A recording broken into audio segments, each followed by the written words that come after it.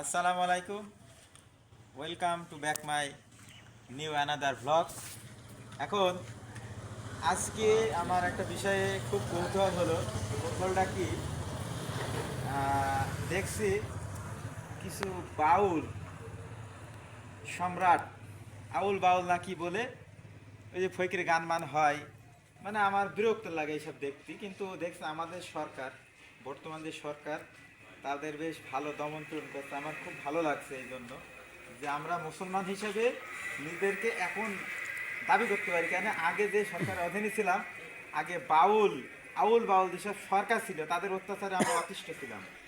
তো দেখছি এখন এই যে বাউল কি জানে একটা নাম গ্রেপ্তার করেছে, আর যেখানে বাউলদের সংঘ হচ্ছে বা বাউল মেলা হচ্ছে, সেখানে কি হচ্ছে, গ্রেপ্তার ধরপাকড়াও চলছে। তো এই বিষয়ে আমি এখন আপনাদেরকে মানে দেখাবো সাধারণ জনগণ এই বিষয়ে কি বলে আর তাদের মতামত কি।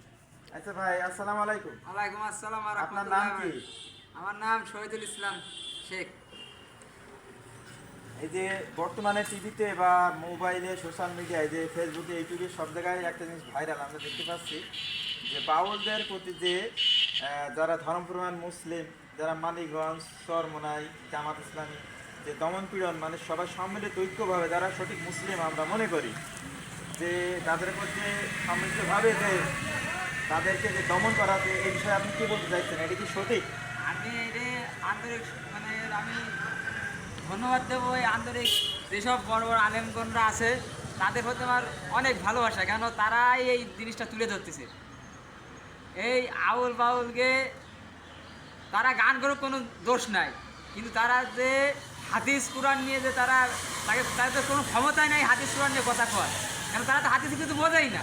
তারা হাদিস কুরআন নিয়ে সব বদনাম করবে। কারণ আল্লাহরে কী কইতেছে, আল্লাহর তো আল্লাহর কোনো সৃষ্টি, আল্লাহর কোনো একতা, আল্লাহর কোনো তুলনাই নাই। সে আল্লাহর কয় বলে আল্লাহ বলে কয় মুখ, এটা কি একটা প্রধানমন্ত্রী বললো ভাই? আচ্ছা ঠিক আছে, আপনার কথা আমি বলছি। এই যে আমরা দেখলাম ফেসবুকে, তারপর ইউটিউবে বলছে কুলাউজিবি রব্বিন নাস, মালিকিন নাস, ইলাহিন নাস, ইতিউ নাস, উতিউ নাস, আল্লাহ জিসু বিসু, আল্লাহ নাস। এই কথাটা কি একটা মানুষ যারা মুসলিম বা ধর্মপ্রাণ তাদের মুখে কি এটা কি সহ্য করা যায়? সে ও যদি মুসলমান হতো তাহলে ওর জীবনের কথা কত না। আমি তো আগেই বলছি, যত কোনো কিছু জানেই না, এই জন্যই এই কথাটাও বলছে। তাদের বিবেক বলে আপনি মনে করেন যে কিছুই নাই? না, তাদের কোনো বিবেক বলতে কোনো যে আল্লাহ আমাদের সৃষ্টি করেছে তার গুণগান বাদ দিয়ে তাকেও আমরা নাচিয়ে ফেলছি। তাহলে এখন আমরা কি সমাজে বাস করি, কি যুগে? আগে দেশকে ঘৃণা করতাম, কিন্তু না, দেশে এখনো ভালো মানুষ আছে। অবশ্যই আছে। তাহলে আমাদের নিজেকে আগে কি করতে হবে, নিজেকে শুধরে নিতে হবে, ভালো করতে হবে। তাহলে দেশের দোষ দিলে হবে না, না, তাহলে নিজের থেকে আগে শুরু করতে হবে। তাহলে এখন এই সব ভণ্ড বাউলদের যে দমন পীড়ন, এতে আপনি তো খুশি? ইনশাল্লাহ আমি খুশি। আমি চাই এরকম যে বাউলই করুক তার যেন কঠোর শাস্তি হয়।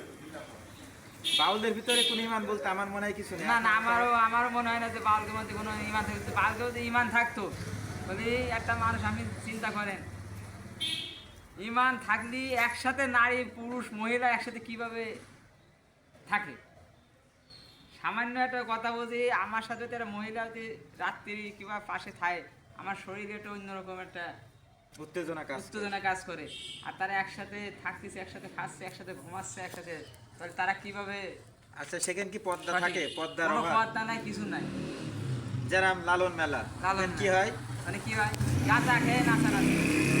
এই যে এই জিনিসগুলো আশা করি যেই ক্ষমতা আসুক সরকারের দ্বারা, আমার আবেদন যে এই জিনিসগুলো আস্তে আস্তে তুলে দেওয়া আমাদের জন্য ভালো, দেশের জন্য ভালো।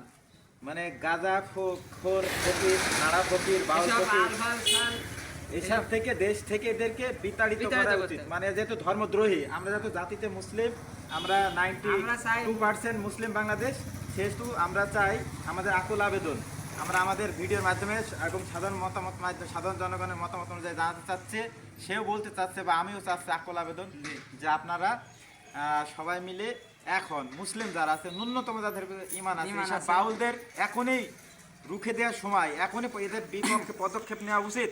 নাহলে আমাদের ধর্ম একসময় দেখবেন যে বিলীন হয়ে যাচ্ছে আস্তে আস্তে, আমাদের ইমানে হারা হয়ে ইমান যাবে। হারাই যাবে, ইমান তো এমনি হারাই গেছে আমাকে। মানে এই যে বাউল গান, বাউল সম্রাট, এইসব আমার আপনার মতে কি মনে? আমার কাছে মনে হয় যে একটা খুবই খারাপ একটা বিষয়। আমি আরেকটা কথা বলতে চাই, যেরকম ধরেন আমাদের গ্রামগঞ্জে যারা এই যে বাল শিল্পীকে বায়না করে গান গান করে, এদেরও কিছু দোষ আছে। আমি চাই যে এই গানগুলো যেন আমার মুসলমান যেসব ভাইরা করায় এসব থেকে যেন তারা বিরত থাকে, এসব কাজ যেন তারা না করে। মুরিদ কাকে বলে? একজনের পায়ে সিজদা দিয়ে তার সাথে মুরিদ হওয়া লাগবে? হ্যাঁ, এতই সস্তা? আপনি মুরিদ হলেই জান্নাতে চলে যাবেন, এরকম সম্ভব না। আপনি আগে নিজে ভালো হন, 5 ওয়াক্ত নামাজ পড়েন, সব কিছু নিয়ে একটা তরিকা। নামাজও পড়তে হবে, কাজও করতে হবে। হ্যাঁ, নাচ গান আপনার ইচ্ছা আপনি একা একা করেন, আপনার রুমের মধ্যে আপনি করেন, সেটা জায়েজ। পদ্মায় আপনার সাথে আপনি একা একা করেন, যেন আপনি একা একা আপনি কি করলেন, যেন এমন কোনো কাজ করা যাবে না আল্লাহর বিরোধী যাওয়া যাবে। ধন্যবাদ শহীদুল ভাইকে। আমরা চাই সম্মিলিত, আমরা যেহেতু মুসলিম কান্ট্রি, একটা দেশ, মুসলিম অধ্যুষিত দেশ, আমরা চাই সবাই 5 ওয়াক্ত নামাজ কালাম যে যতটুকু পারি সময় পাইলে নামাজ পড়বো, এটাই আমাদের কামনা। কিন্তু আল্লাহর বিপক্ষে, আল্লাহ নবীকে নিয়ে কটূক্তি করলে আমরা তাদের ছাড় দেব না। এটাই আমার ভিডিও বানানো এবং মেসেজ, ভিডিওর মাধ্যমে আমার এই মেসেজটা সারা সবাই বাংলাদেশে এবং সারা শেয়ার, বিশ্বে, শুধু বাংলাদেশ না, সবাই শেয়ার করে দেবেন, যাতে সাবস্ক্রাইব আমার করবেন, সবাই সবাই শেয়ার করে দয়া দেবেন। করে ভিডিওটা শেয়ার করবেন, সাবস্ক্রাইব করবেন, তাহলে ইনশাল্লাহ সবাই দেখতে পারবে। হ্যাঁ।